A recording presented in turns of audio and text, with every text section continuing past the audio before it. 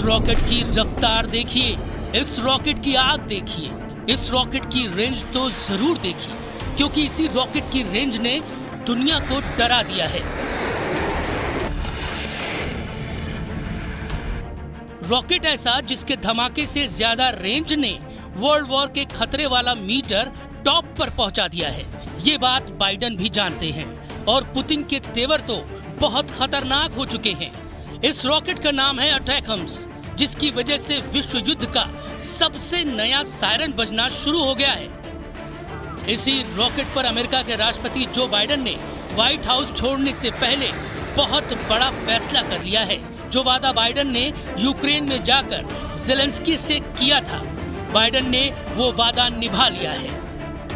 रूस और यूक्रेन के युद्ध को 1000 दिन हो चुके हैं और अब 1000 दिन बाद ज़ेलेंस्की फायर करेंगे एक बहुत ही खतरनाक रॉकेट। बाइडेन की मंजूरी को गौर से समझिए। ज़ेलेंस्की जिस हथियार और उसे इस्तेमाल की इजाजत वाली अर्जी बाइडेन के सामने लेकर पहुंचे, वो अमेरिका और पुतिन के बीच बड़े युद्ध की वजह बन सकता है। ज़ेलेंस्की ने पेपर थमाया और बाइडेन ने बिना झिझक उस पर दस्तखत कर दिए। क्या बाइडेन ने इस कागज को देखा भी नहीं और उस पर साइन कर दिया? क्योंकि अटैकम मिसाइल को इस्तेमाल करने का मतलब है वर्ल्ड वॉर, और यही रॉकेट है जो अब अमेरिका और रूस के बीच विश्व युद्ध के खतरे को भड़का सकता है।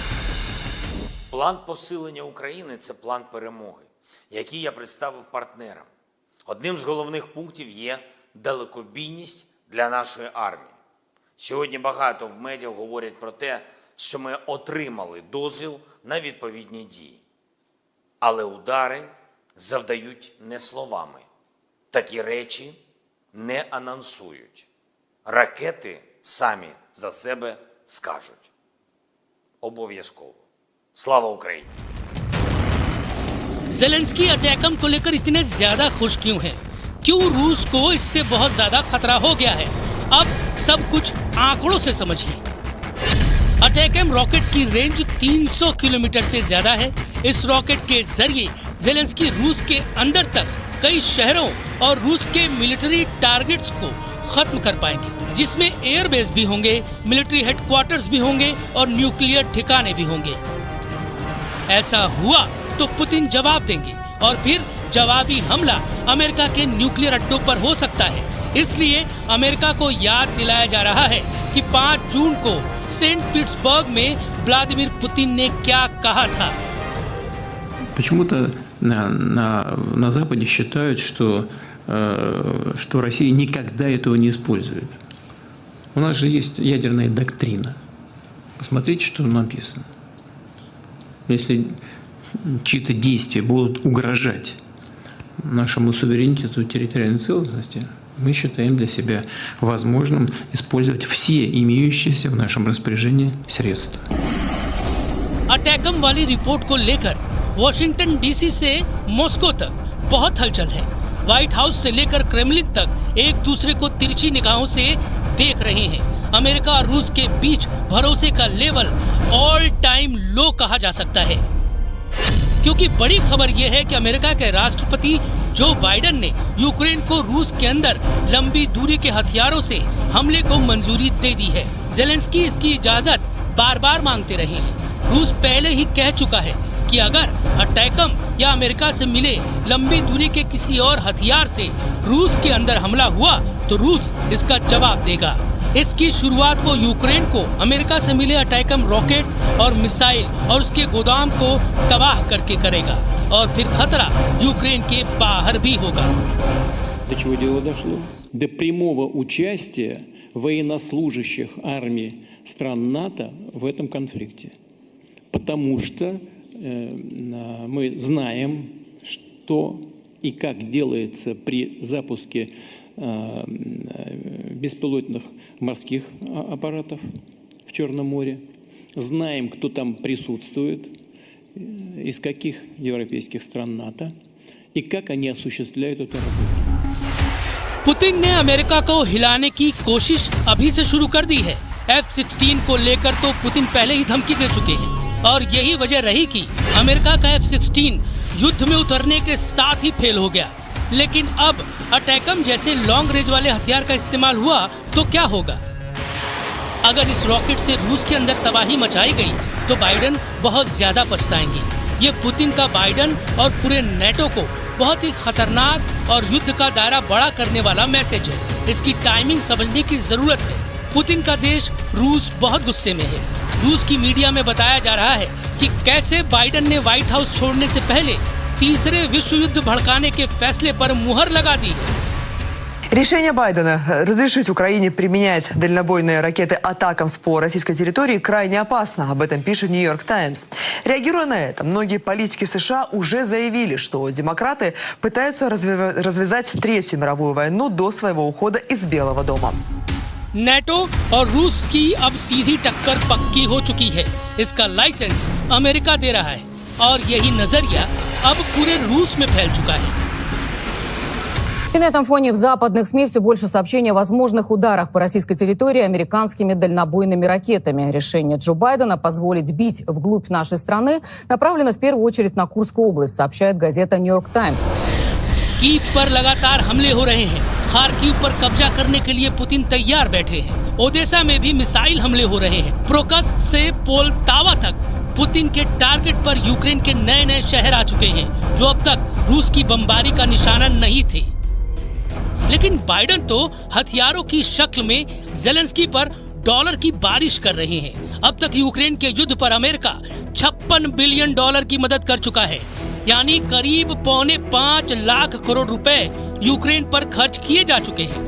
धमाकों के बीच जेलेंस्की को बार बार लिफ्ट कराने की कोशिश जारी है। जाहिर है अब जेलेंस्की को पुतिन की फौज से लड़ने के लिए फिर से नई पावर मिलने वाली है। अटैकम वाकई ऐसी लॉन्ग रेंज वाली फायर पावर है जो अगर टारगेट पर लगी तो पुतिन, अमेरिका और नेटो को मिट्टी में मिला देंगे। इसकी वार्निंग पुतिन दे चुके हैं। I think that there's an expectation across, on both sides of Atlantic that we're going to have to engage diplomatically on this. If you're going to do that, you have to put your side in as strong a position militarily or tactically as possible. फिलहाल Putin सब कुछ सामान्य दिखाना चाहते हैं। Putin जानते हैं कि यूक्रेन का युद्ध लड़ना अब अमेरिका के बस की बात नहीं रही। मुमकिन ये भी है कि बाइडन जाते जाते ट्रंप के लिए बहुत बड़ी मुश्किल खड़ी करना चाहते हो, क्योंकि ट्रंप तो पहले ही कह चुके हैं कि शपथ लेने के साथ ही यूक्रेन का युद्ध उनके एजेंडे पर होगा। यानी आउटगोइंग प्रेसिडेंट बाइडन अब युद्ध में गेम चेंजर बनने की जगह गेम ब्रेकर बनना चाहते हैं। लेकिन इसकी वजह से वो पूरी दुनिया को विश्व युद्ध के कुएं में धकेलने की गलती कर रहे हैं। गाजा पर इजरायल के हमलों को ईसाई धर्मगुरु पोप फ्रांसिस ने बड़ा झटका दिया है। पोप फ्रांसिस ने कहा कि गाजा में नरसंहार को बर्दाश्त नहीं किया जा सकता और अब इसकी जांच जरूर की जानी चाहिए। पोप की इस डिमांड ने पूरे यूरोप में तहलका मचा दिया है।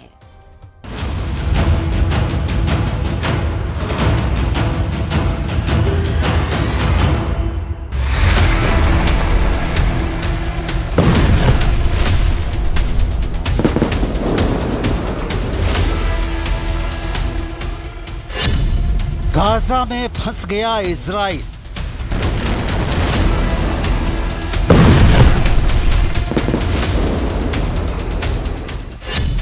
बारह महीने में गाजा में कत्लेआम।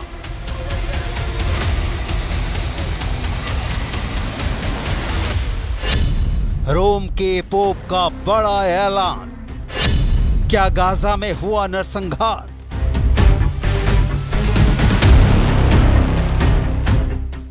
वाशिंगटन डीसी टू तेहरान कोहराम मच गया है। इजराइल हमास युद्ध जब चरम पर पहुंच चुका है, उस वक्त पोप का ऐसा बयान सामने आया है जिसने हलचल पैदा कर दी है। पोप फ्रांसिस ने गाजा पट्टी में इजराइल की सैन्य कार्रवाई के दौरान नरसंहार के आरोपों की जांच के लिए खुलकर मांग की है। पोप ने सितंबर में कहा था कि गाजा और लेबनान में इजराइल के हमले अनैतिक और असंगत हैं और उसकी सेना युद्ध नियमों से परे चली गई है। और अब नरसंहार के आरोपों की जांच के पोप ने गंभीर सवाल खड़े कर दिए हैं। La primera vez que el Papa Francisco utiliza la palabra genocidio para referirse a lo que está sucediendo en Gaza a partir de este llamado que hace, ¿no? Para que haya una investigación a nivel internacional de los organismos competentes para que certifiquen si es esta realidad que está teniendo cada vez más denuncias efectivamente se encuadra en esa definición.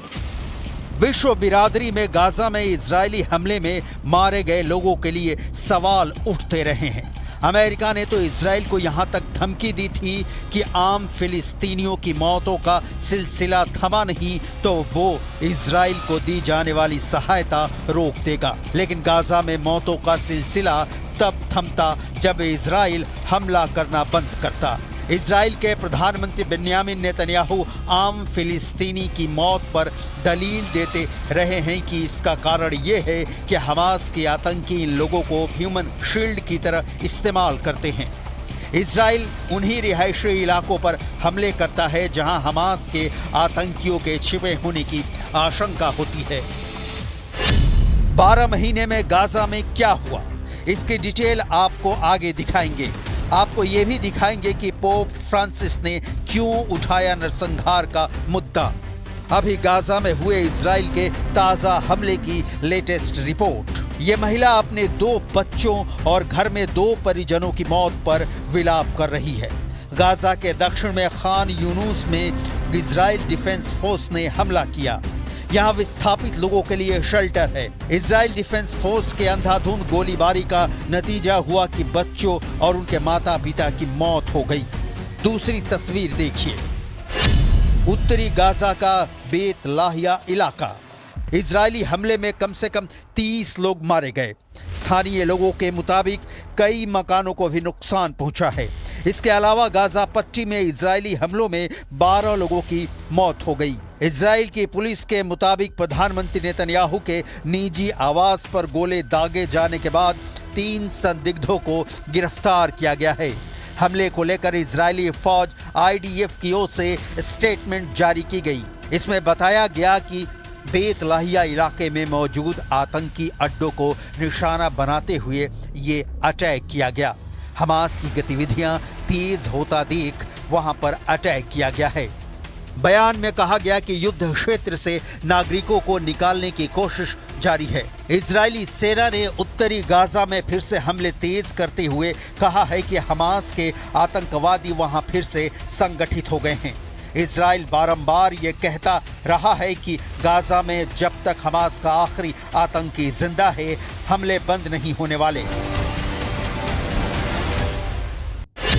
8 अक्टूबर 2023 जब Israel ने Gaza के खिलाफ attack शुरू किया, तब से लेकर अब तक गाजा में 43,846 लोगों की मौत हो चुकी है। इस दौरान गाजा में कम से कम 1,740 लोग घायल हुए हैं, जबकि विस्थापित लोगों की तादाद करीब 18 लाख की है। हमास का चीफ इस्माइल हानिया मारा जा चुका है। दूसरा चीफ बना आहिया सिनवार को भी इजरायली फोर्स ने मौत के घाट उतार दिया है। इस वक्त हालात ये हैं कि हमास का कोई भी ऐसा कमांडर जिंदा नहीं बचा है जिसकी कोई अपनी पहचान हो। संगठन हमास अपने सबसे बुरे दौर से गुजर रहा है। लेकिन नोट करने वाली बात है कि सिर्फ 40 किलोमीटर लंबी और 7 से 8 किलोमीटर चौड़ी गाजा पट्टी अब तक इजराइल की मुट्ठी में नहीं आ सकी है। इजराइल की इसे लेकर दलील है कि हमास के रिहायशी इलाकों में छिपे आतंकी इसकी बड़ी वजह हैं। दूसरी वजह है हमास की लंबी चौड़ी सुरंगें और तीसरी वजह है ईरान का हमास को समर्थन। गाजा में होने वाली मौतों को लेकर अमेरिका चिंता जता चुका है। 13 अक्टूबर 2024 को अमेरिकी अधिकारियों की ओर से इजराइल को एक पत्र भेजकर कहा गया है कि गाजा में मानवीय स्थितियों को सुधारे वरना अंजाम भुगतने के लिए तैयार रहे। इसके लिए 30 दिनों की समय सीमा तय की गई थी। इससे पहले इस साल के शुरुआत में जब इजराइल की ओर से दक्षिणी गाजा में अपने ऑपरेशन को विस्तार देने की कोशिश की जा रही थी तो अमेरिका ने हजारों बम की डिलीवरी रोक दी थी। हालांकि जल्द ही अमेरिका ने हथियारों की आपूर्ति फिर शुरू कर दी, जिसके बाद इजराइल ने गाजा पट्टी पर तो बमबारी की ही, लेबनान पर भी जोरदार हमला किया था। गाजा पट्टी में भीषण इजरायली हमलों के बीच संयुक्त राष्ट्र की एक विशेष समिति ने भी कहा कि गाजा में इजराइल की नीतियां और युद्ध के तरीके नरसंहार के अनुरूप हैं। यूएन मानवतावादी कार्यालय यानी OCHA का कहना है कि पिछले 2 दिनों में उत्तरी गाजा तक मदद पहुंचाने के 6 कोशिशों को ब्लॉक किया गया है। संयुक्त राष्ट्र महासभा ने वर्ष 1968 में OCHA की स्थापना की थी, जिसका दायित्व कब्जे वाले सीरिया, गोलान हाइट्स, गाजा पट्टी और पूर्वी यरूशलेम समेत वेस्ट बैंक में मानवाधिकारों की स्थिति की समीक्षा करना है। OCHA के मुताबिक गाजा की घेराबंदी के जरिए मानवीय सहायता में रुकावट पैदा करके आम नागरिकों और सहायता कर्मियों को निशाना बनाकर इजराइल ने पूर्व मंशा के साथ भुखमरी को युद्ध तौर तरीके के रूप में इस्तेमाल किया। गाजा में इजरायली सैनिकों ने महिलाओं और बच्चों समेत फिलिस्तीनियों के साथ क्रूर, अपमानजनक बर्ताव किया, लेकिन इजराइल की सेहत पर इसका कोई असर नहीं दिखा। अमेरिका के डबल स्टैंडर्ड, संयुक्त राष्ट्र में इजराइल को अमेरिका का साथ और बेन्यामिन नेतन्याहू की इजरायली बंधकों को लेकर जताई गई चिंता की आड़ में सब कुछ दबा गया। गाजा इस वक्त करीब करीब कब्रिस्तान में तब्दील हो गया है। जो बच गए हैं उन्हें रोटी तक मैसर नहीं हो रही, पीने का पानी नहीं मिल रहा, लोग जिंदगी से हताश होते जा रहे हैं। और इस बीच पोप फ्रांसिस का बयान आता है कि इजराइल ने अगर नरसंहार किया तो इसकी जांच होनी चाहिए।